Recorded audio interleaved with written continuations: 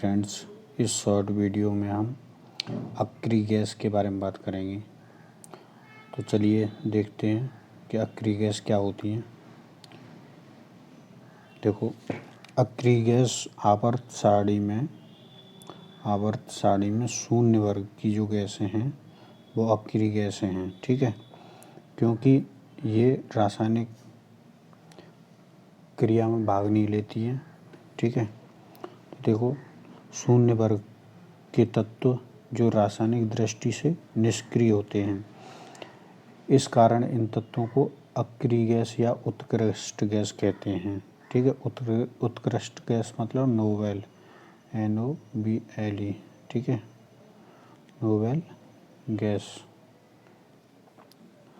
अक्री gas कहते हैं। Radon को छोड़कर अन्य सभी वायुमंडल में पाई जाती हैं। ठीक है, यानी रेडॉन गैस एक ऐसी है जो वायुमंडल में नहीं पाई जाती है, शेष गैसें जो वायुमंडल में पाई जाती हैं। मतलब अक्री गैसें जो हैं नोबल गैसों में से रेडॉन वायुमंडल में नहीं पाई जाती है।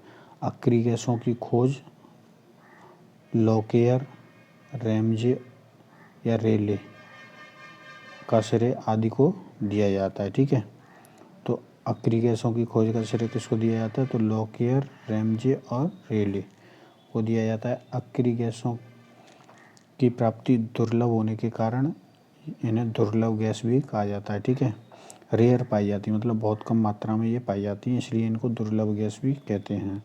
अक्री गैसें रंगहीन, गंधहीन और स्वादहीन होती हैं। ठीक है, उसके बाद अक्री गैसों के उदाहरण कौन कौन सी अक्री गैसें हैं? तो helium, neon, argon, krypton, xenon और रेडॉन। ठीक है, तो ये गैसें हैं जो अक्री गैसें हैं, ये शून्य वर्ग में जो है आवर्त सारणी में मिलती हैं। रेडॉन को छोड़कर अन्य सभी गैसें वायुमंडल में पाई जाती हैं। ठीक है, ये चीज़ हमने यहाँ पर भी लिखी है। उसके बाद आगे देखते हैं। अब आता है इनका उपयोग क्या होता है। तो जो अक्री गैसें हैं उनका क्या उपयोग है? तो सबसे पहले बात करते हैं हीलियम की। हीलियम का उपयोग किस में होता है? तो गुब्बारों और वायु पोतों में भरने के काम आती है, क्योंकि ये हल्की होती है, इसलिए गुब्बारों और वायु पोतों में जो है यानी वायुयानों में भरने में काम आती है।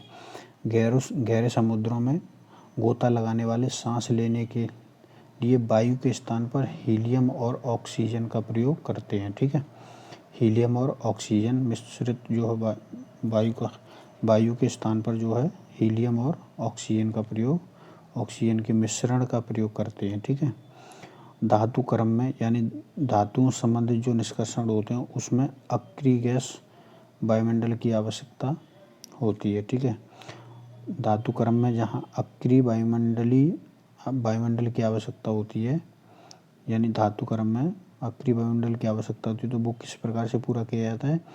हीलियम गैसों के प्रयोग करके वहाँ पर अक्री वायुमंडल का निर्माण किया जाता है।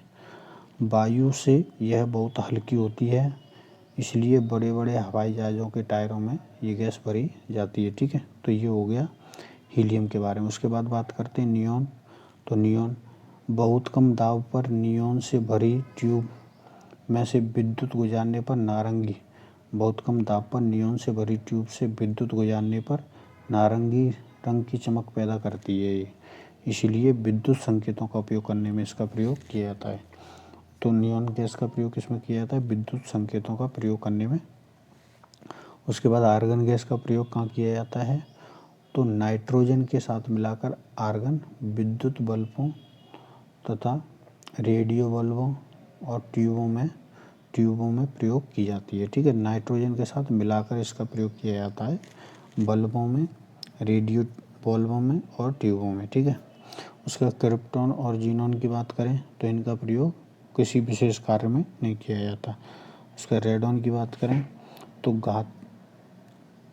घातक फोड़ों या अगर कहीं चोट लगती है, घातक फोड़ों और ठीक ना होने वाले घावों, ठीक है, जो ज़्यादा बड़ी चोट होती है उनके इलाज में रेडॉन का प्रयोग होता है। ठीक है, तो ये तो हमारे अक्री गैस या नोबेल गैस के बारे में शॉर्ट वीडियो। ठीक है।